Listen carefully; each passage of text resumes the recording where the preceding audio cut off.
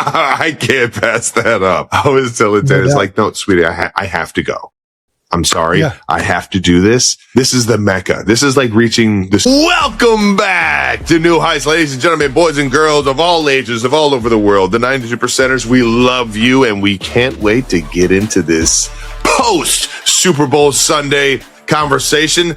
New Heights is a Wondery show brought to you by Xfinity. We're your hosts. I'm Travis Kelce. This is my big brother, Jason Kelce, representing the U.S. of A. Subscribe on YouTube, Wondery Plus, wherever you get your podcasts, and follow the show on all social media at New Heights Show with one S for fun clips throughout the week. Jason, we have one of my favorite shows of all time. It is the end of the season. It is the end of the NFL season. Today should be one of those made-up holidays that you absolutely hate, but can you just tell the people what we have coming up? Well, it's kind of crazy, Trav. This is actually the first year we've done this show where the Eagles or Chiefs haven't won the Super Bowl. That's fucking How crazy. How nuts is that? That is fucking wild. That's insane. So, because neither one of us are in any way a part of our teams winning the Super Bowl, we have decided to invite two of the Super Bowl 60 champions on this show today. That's right. Cooper Kupp and AJ Bonner are on the program today, and we're going to get into everything else we got into in San Francisco, as well as get into an incredible conversation with first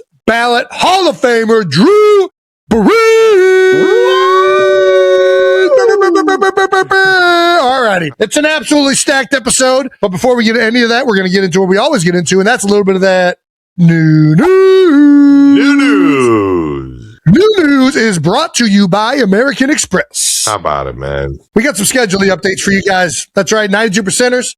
We got a lot of guests coming up. We have been hot. We've been working. That's right.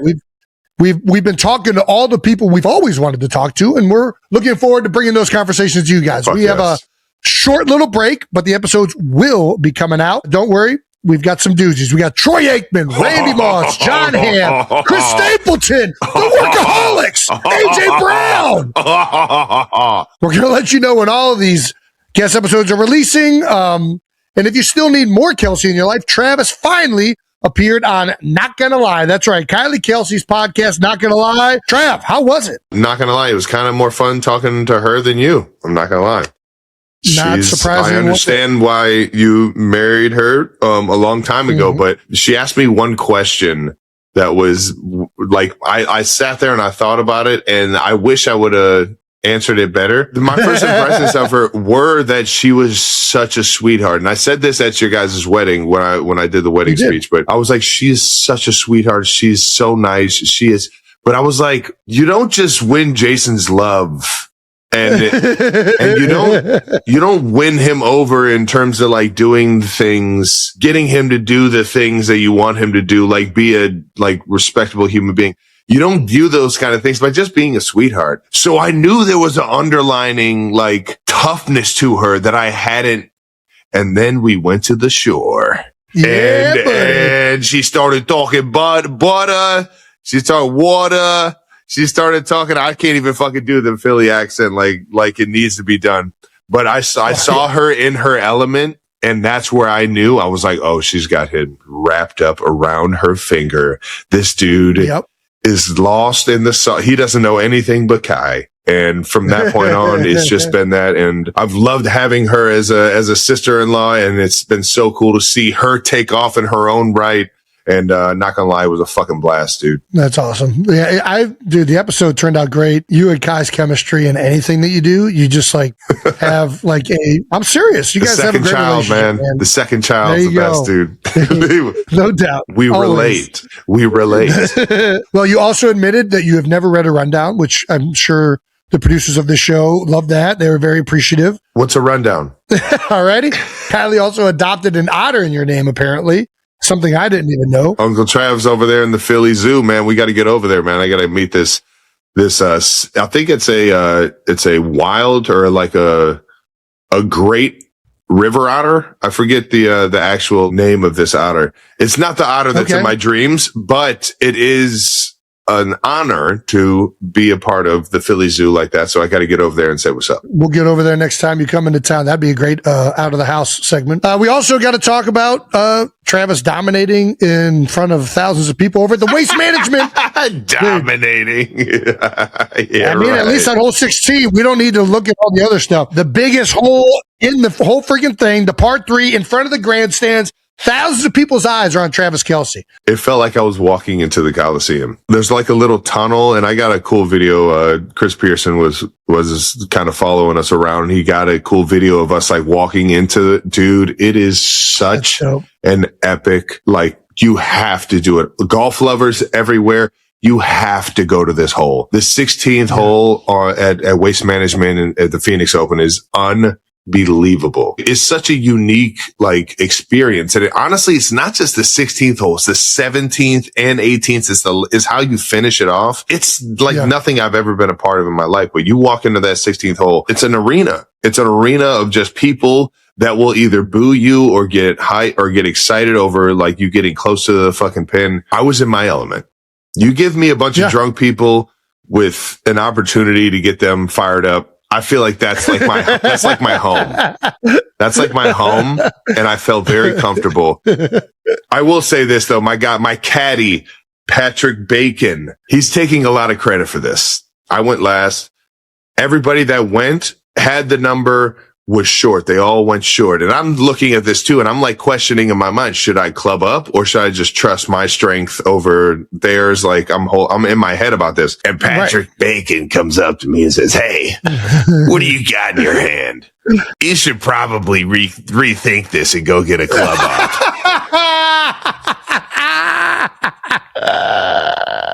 And not that I wasn't already thinking that, but he gave me the reassurance. So I'll give Patty Bakes the whole, he called me off and told me to club up. I'll give him the compliment there, but he's taking full credit for it.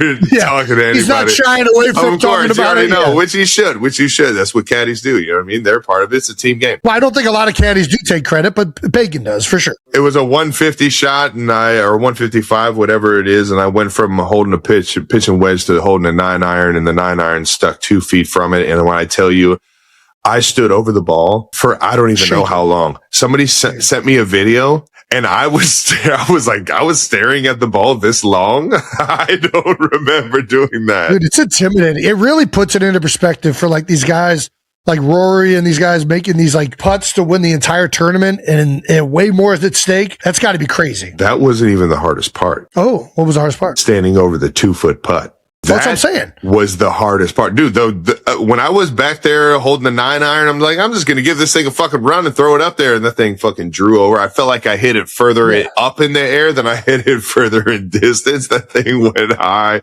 That thing went so fucking high in the air. The first thing the guy on the mic that was doing the entire 16th hole, he was introducing everybody. As soon as I hit it, he was like, "Whoa, look at that. That thing went high up in the air." Everybody's like waiting for that thing to fucking come down. And then it just stuck. It didn't do much after it hit, and it was perfect, man. So are you saying you probably actually hit the wrong club? You probably hit it a couple grooves high, which made it actually the right club. It was the perfect club. All right. I didn't catch any grass. That thing was teed up just a little bit, and I hit it smooth, and it was so much fun just being at that event, though. I got to hang with Scotty Scheffler. I got to hang with Brooks Koepka. Shout out to Brooks for being such a good dude and being back into the madness. And Scotty, he was over there with his kid, and it was such a fucking unique event. And these pro-ams are so fucking cool. And I had that as a bucket list item in my mind of like, there's unbelievable courses all over the world. But if I could ever get a shot at the 16th hole at Waste Management, I can't pass that up. I was telling Dennis, like, no, sweetie, I have to go. I'm sorry. Yeah. I have to do this. This is the Mecca. This is like reaching the Super Bowl of like golf world. And it didn't disappoint. Waste Management crowd is so fucking, they're so lit and so excited and so there for those moments that it didn't disappoint, man. It was so much fun. Well, that's awesome, brother. It was an incredible shot. I loved watching every bit of it. Where do you think it ranks in your athletic achievements of all time? I mean, it's number one in my golf achievements for sure. There's nothing that even comes close. That was the closest I've ever gotten to a hole in one. Like it was like the perfect shot for the perfect time that I'll live through forever. I'll be able to watch those videos forever. I had Jim Nantz talking about it during the fucking Friday broadcast or the Saturday, Sunday broadcast. If Jim Nantz is talking about my golf, I'm doing something right. There you go. All right. Well, once again, New News is brought to you by American Express. Let's keep this thing moving. Let's get to some bold topics. Super Bowl edition. How about it? Bold Topics is brought to you by Pepsi. One of our favorites. We were a Pepsi household growing up. I'm a Wild Cherry Pepsi fan myself. Big Ed Kelce likes a nice little diet Pepsi. But shout out to all the Pepsi out there. Seahawks are your Super Bowl 60 champions. And we love the old Northeast Ohio ball player, Mike Vrabel, and a lot of the Patriots over there. But the Seahawks, they had the juice going into it, man, and they defeated the Patriots 29-13. I'm not going to lie. I kind of imagined this would happen, and it definitely was a good game. And there was a point there when Drake May started getting the fucking juices going in the late third, early fourth, and they started to make a run at it. But man, the Seahawks just had too much, man. With Kenneth Walker, with our guy AJ Barner and Cooper Kupp, man, they just had the juice, and I couldn't be happier for the guys over there because a lot of the guys are guys you can root for, man. Yeah, I mean, listen, it's the Super Bowl. Both of these teams are very good. Both of their defenses had been playing, out of their minds all postseason, and Seattle is just loaded across the board. Like it's a team that really doesn't have a weakness, which is kind of why I thought that they would prevail. Like it felt like they were the more talented group across the board, but you never know. I mean, the Patriots were such a good team, so well coached. Yeah. By Coach Vrabes and Josh McDaniels. Like all year, they just had been overachieving. And yeah, Seattle just proved to be a little bit too much, man. They're unbelievable on the defensive side of the ball. Offensively, they didn't make the mistakes that, they had kind of been prone to, right? Like Sam Darnold had a bunch of turnovers in the regular season, doesn't have any in the postseason. And he didn't do that by being conservative. He was still taking his chances. He was still being aggressive through the air. But you got to give some love to the kicker. How about this? We're giving love to the kickers. Pinning some guys down inside the 5, making field goals. I am Jason Myers. I mean, through the first half, there was only field goals. This guy was nailing everything. This guy went over with Pat McAfee trying to kick a field goal, and all of a sudden he has appreciation for the kicking game now. Well, I mean, listen, it's the biggest game of the year. We're freaking nailing kicks. Those are huge. Trailed for 1 minute and 35 seconds total this entire playoffs. How fucking insane is that? That is crazy. So they just got off to the jump and just freaking were leading all the way. I mean, they blew out San Fran. Then the big one was the Rams game, which that was the team they had struggled with and had the closest battles with all season. So yeah, I mean, it is surprising. I mean, they were the best team in football this year. The reality was, like, if you look at it across the board, it was really them and LA. Those two teams in that division were the most consistently great teams all season long. And like, yeah, the Patriots had an incredible season. In the AFC, so did the Broncos. But I thought that those two teams in particular were the best all year. They continued that throughout the playoffs, and they continued in the Super Bowl. And it's a credit to Sam Darnold for where he's come in his career, all the ups and downs, and being with 5 different teams. Cooper Kupp gets cast out in LA, comes back, resurgence in Seattle. It's just a remarkable story of a team that was assembled, man. And how great they ended up being across the board. It reminds me a lot of our 17 season. And I mean, a lot of Super Bowl teams, but you get like just the right group of guys that all come together, man. And it feels like everything's clicking. The chemistry's there. I mean, Sam Darnold is now, everybody's talking about him being a star, but certainly not while the whole season was happening. It doesn't have that like star-studded MVP quarterback. I mean, I think Leonard Williams is unbelievable. It doesn't have the Aaron Donald or like the Myles Garrett. Like they're just all really, really good across the board. They were a great team, and it's an incredible year for that city and that franchise, and Mike McDonald in his second year in Seattle. And well, how about that, man? Mike McDonald's the same age as Jason Kelce. We just hired an offensive coordinator that's 33 years old. It's nuts, man. I mean, teams keep hiring these younger coaches, and I think it's for a reason, man. I think these young guys come in and they're very smart, but they have a mindset that's open.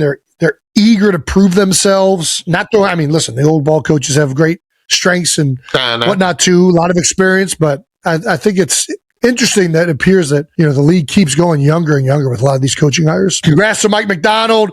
He finally gets to see his son.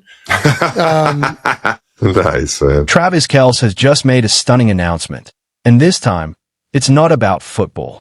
On the latest episode of New Heights, the Chiefs superstar revealed he's planning a 6-week break, and according to sources close to the situation, that window is being privately aligned with something much bigger, his wedding to Taylor Swift. Yes, you heard that right. For the first time in years, Kelce attended Super Bowl week as a spectator, not a player. And while fans expected retirement rumors to dominate the conversation, insiders say the real decision has already been made, and it involves both his NFL future and his personal life. Sources who spent time with Kelce during Super Bowl weekend say he looked relaxed, confident, and completely certain about what comes next. He reportedly told close friends he has made up his mind about returning to the Kansas City Chiefs, but before locking back in for another championship run, he wants dedicated time away from the spotlight. That's where the 6-week break comes in. While Kelce was hosting private gatherings and reconnecting with NFL stars, Taylor Swift was noticeably absent from the party scene, fueling speculation that the couple is carefully planning their next chapter behind closed doors.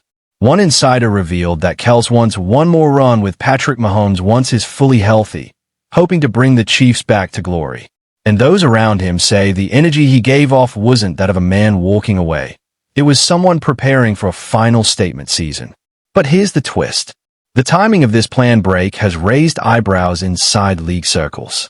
Team officials, including Andy Reid and ownership, have reportedly been doing everything possible to secure Kelce's return. Bringing back familiar coaching staff, publicly voicing support, creating the perfect environment for one last championship push.